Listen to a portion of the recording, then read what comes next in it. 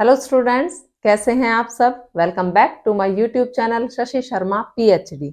और हम कर रहे हैं मनी वाला चैप्टर और आज हम पढ़ेंगे उसमें आगे हु सप्लाइज मनी, मुद्रा की पूर्ति कौन करता है। इंडिया में रह रहे हैं तो इंडिया की बात करेंगे कि भारत में मुद्रा की पूर्ति या सप्लाई ऑफ मनी कौन करता है।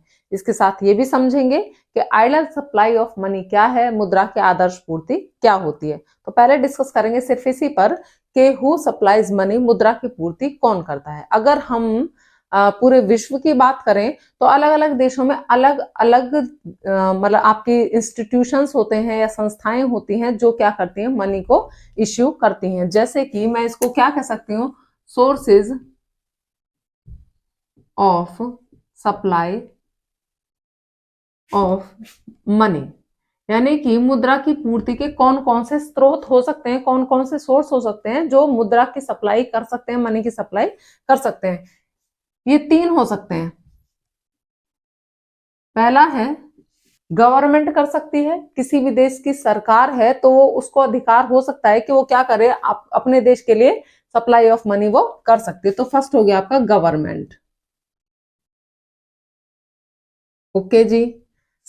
दूसरा क्या है जी, सेंट्रल बैंक हो सकता है ना, किसी भी देश का सेंट्रल बैंक को भी अधिकार हो सकता है कि वो नोट इश्यू करे। ओके, तो दूसरा क्या हो गया आपका, central bank of that country. अब मैंने यहां पे दैट कंट्री क्यों लिखा है, दैट कंट्री इसलिए लिखा है क्योंकि जिस देश की सप्लाई ऑफ मनी की बात हम करेंगे उस देश का सेंट्रल बैंक, ये नहीं कि इंडिया का सेंट्रल बैंक। अगर हम रशिया की बात करें तो इंडिया का सेंट्रल बैंक तो वहां नहीं हो सकता, तो उसी कंट्री का सेंट्रल बैंक जिस देश की हम सप्लाई ऑफ मनी की बात कर रहे हैं। और थर्ड हो सकता है आपका कमर्शियल बैंक्स। कमर्शियल बैंक, वाणिज्यिक बैंक जो होते हैं वो भी आपकी सप्लाई ऑफ मनी कर सकते हैं। तो तीन सोर्सेज हो गए, गवर्नमेंट हो गया, central bank of that country हो गया एंड कमर्शियल बैंक हो गया। बात कर रहे हैं भारत की कि भारत में मनी सप्लाई कौन करता है। तो भारत में आरबीआई को ये अधिकार है, आरबीआई मोनोपोली रखता है इस क्षेत्र में कि वो क्या करेगा, नोट को इश्यू करेगा या मनी या करेंसी को आपका इश्यू करेगा। सिर्फ आपकी किसकी बात हो रही है, इंडिया की बात हो रही है। ठीक है, reserve bank of India India का ही है। ठीक है, और reserve bank of India Bharat का सेंट्रल बैंक है, एपेक्स है, सर्वोच्च बैंक है जो क्या करता है, नोट इश्यू भारत में करता है। ठीक है, अब बात करते हैं कि जो नोट इश्यू किए जाते हैं वो तो आरबीआई से किए जाते हैं, उसी को ये अधिकार होता है। इससे पहले हमने एक वीडियो की थी कि who governs note issuing in India, Bharat में नोट जारी करने की क्या व्यवस्था होती है। तो ये कि आरबीआई किस तरीके से नोट इश्यू करता है, किस तरीके से मनी जो है वो इश्यू करता है, वो आप उसमें जाके देख सकते हैं। थोड़ा थोड़ा सा मैं इसमें आपको बता देती हूँ कैसे जारी करता है। जब आरबीआई नोट इश्यू करता है तो उसके पीछे एक बैकअप होता है, एक बैकिंग सिस्टम होता है और उसे हम कहते हैं आपका मिनिमम रिजर्व सिस्टम। उसे हम कहते हैं मिनिमम रिजर्व सिस्टम, यानी कि भारत में जितने भी नोट जारी किए गए हैं उनके पीछे एक रिजर्व है और उस रिजर्व को हम मिनिमम रिजर्व सिस्टम कहेंगे। ये दो चीजों से मिलकर बना होता है, एक तो होता है आपका गोल्ड रिजर्व और दूसरा है आपका फॉरेन सिक्योरिटीज, विदेशी मुद्रा। गोल्ड का मिनिमम रिजर्व कितना होना जरूरी है, न्यूनतम रिजर्व गोल्ड हमारे पास कितने का होना जरूरी है, 115 करोड़ रुपए का आपके पास गोल्ड होना जरूरी है और 85 करोड़ रुपए की आपके पास फॉरेन करेंसी, विदेशी मुद्रा होनी जरूरी है। दोनों को मिलाएंगे तो आपका बन जाएगा ये 200 करोड़। 200 करोड़ यानी कि जो आपका मिनिमम रिजर्व है 200 करोड़ रुपए का है, वो आपके पास है, आपके बैंक, रिजर्व बैंक के पास है। तो वो क्या करता है, नोट इश्यू करता है। इस व्यवस्था के द्वारा नोट इश्यू किए जाते हैं और भारत में ये अधिकार किसको है, आपके आरबीआई को है। क्लियर हो गया। ओके जी, अब बात करते हैं 1 रुपए के नोट की एंड कॉइन्स की। ठीक है, जो ये 1 रुपए के नोट है और जो ये बाकी के जितने भी खेरीज आपकी है ना कॉइन्स है, उसे जारी करने का अधिकार या उसे कौन इश्यू करता है, उसे आपकी फाइनेंस मिनिस्ट्री जारी करती है। फाइनेंस मिनिस्ट्री ठीक है, वित्त मंत्रालय है। कौन है हमारे के देश के वित्त मंत्री, कौन है, कमेंट कीजिएगा मुझे। ठीक है, जो हमारे वित्त मंत्रालय है उसको अधिकार है कि वो 1 रुपए के नोट जारी करेगा और बाकी के कॉइन्स जारी करेगा। बाकी जितनी भी आपकी जो मनी है, जो नोट है, सारे के सारे कौन इश्यू करेगा, आपके आरबीआई इश्यू करेगा। तो हु सप्लाइज मनी, कौन करेगा भारत में सप्लाई ऑफ मनी, आरबीआई आपके भारत में सप्लाई ऑफ मनी करेगा। ओके जी, अब देखते हैं कि लिखना कैसे है। ओके, तो हु सप्लाइज मनी, मुद्रा की पूर्ति कौन करता है। पहले लिखेंगे sources of supply of money, कौन कौन से सोर्सेज होते हैं, मेनली गवर्नमेंट होती है, central bank of that country, जिस देश की बात हो रही है उसका केंद्रीय बैंक, एंड कमर्शियल बैंक, वाणिज्यिक बैंक आपके सोर्स होते हैं किसके, सप्लाई ऑफ मनी के।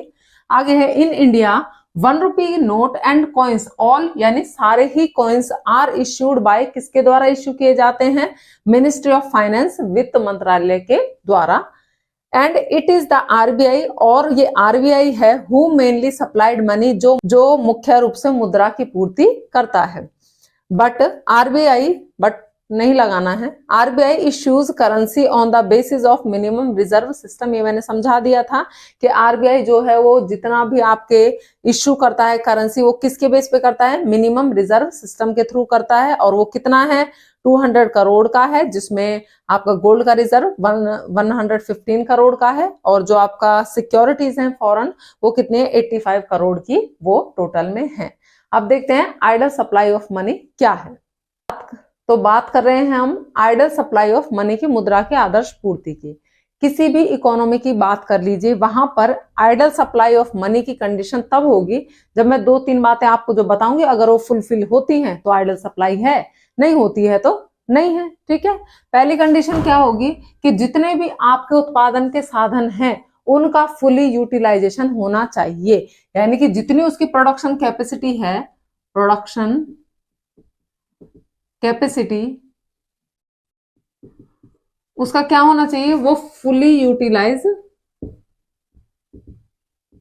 होनी चाहिए। ठीक है, उसका पूर्ण उपयोग होना चाहिए, यानी कि जो उत्पादन के साधन है उनमें से कोई भी बेरोजगार ना रहे।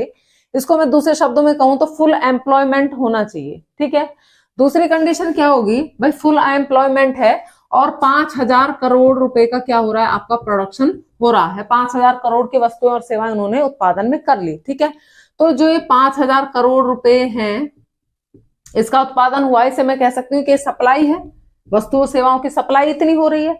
एक इकोनॉमी में अगर इतना रुपया है, इतनी मनी है कि वो 5,000 करोड़ रुपए का जितने का प्रोडक्शन हुआ है उसको परचेज भी कर ले, तो वो क्या कहलाएगी, आपके आइडल सप्लाई ऑफ मनी कहलाएगी। यानी कि जितने की आपकी सप्लाई हुई है उतने की ही आपकी डिमांड हो, डिमांड और सप्लाई क्या हो जाए, बराबर हो जाए एक इकोनॉमी में, तो वो कंडीशन क्या कहलाएगी, आपकी आइडल सप्लाई ऑफ मनी वो कहलाएगी। ठीक है, और तीसरा हम क्या कह सकते हैं, जहां पर जो सप्लाई ऑफ मनी है, supply of money is equal to demand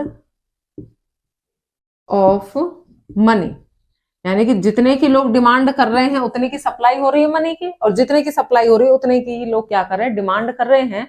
तो वो कंडीशन एक अर्थव्यवस्था में क्या कहलाएगी, आइडल सप्लाई ऑफ मनी वो कंडीशन कहलाएगी। ओके जी, क्लियर है। अब देखते हैं कि लिखना कैसे है।